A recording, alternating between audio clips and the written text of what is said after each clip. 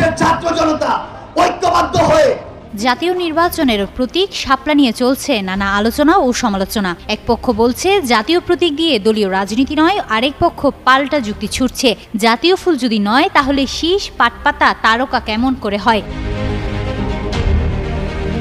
নির্বাচন কমিশনের পক্ষ থেকে শাপলা প্রতীক কাউকে না দেওয়ার সিদ্ধান্ত জানায় নির্বাচন কমিশন। নির্বাচন কমিশনার আব্দুর রহমান এল মাসুদ জানান, ত্রয়োদশ জাতীয় সংসদ নির্বাচনের জন্য প্রস্তাবিত প্রতীক তালিকায় শাপলা রাখা হচ্ছে না। নীতিগতভাবে এ বিষয়ে সিদ্ধান্ত নেওয়া হয়েছে।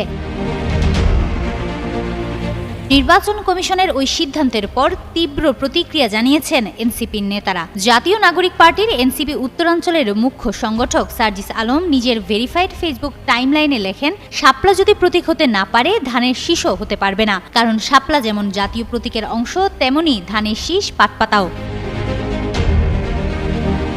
সার্জিস আলম বলেন, জাতীয় প্রতীকের কোনো একটি অংশ যদি নির্বাচনী মার্কা হতে পারে তাহলে শাপলাও হতে পারবে। তিনি বলেন, জাতীয় ফুল হিসেবে শাপলার প্রতীক হতে আইনগত কোনো বাধা নেই। জাতীয় ফল কাঁঠাল তো অলরেডি মার্কা হিসেবে আছে, তাহলে শাপলা দেখলেই ভয়ের কিছু নেই। ভয় পেলে আগে থেকেই বলে দেন। নির্বাচনী প্রতীক হিসেবে শাপলা বিধিমালার তফসিলভুক্ত না করার নীতিগত সিদ্ধান্ত নিয়েছে নির্বাচন কমিশন।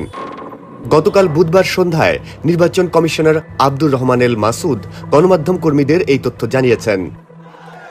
এ নিয়ে প্রতিক্রিয়ায় জাতীয় নাগরিক পার্টির উত্তরাঞ্চলের মুখ্য সংগঠক সার্জিস আলম ফেসবুকে লিখেছেন, শাপলা রাজনৈতিক দলের প্রতীক হতে না পারলে ধানের শীষও হতে পারবে না। যেহেতু শাপলা বাংলাদেশের জাতীয় প্রতীক, তাই কমিশন এটিকে নির্বাচনী প্রতীক হিসেবে তফসিলভুক্ত করা হবে না মর্মে নীতিগত সিদ্ধান্ত নিয়েছে। এই সিদ্ধান্তের প্রতিক্রিয়ায় বুধবার এক ফেসবুক পোস্টে সার্জিস বলেন, শাপলা জাতীয় প্রতীক নয়, জাতীয় প্রতীকের একটি অংশ। একইভাবে ধানের শীষ, পাটপাতা এবং তারকাও জাতীয় প্রতীকের অংশ। শাপলা যদি রাজনৈতিক দলের প্রতীক না হতে পারে তাহলে ধানের শীষও প্রতীক হতে পারবে না।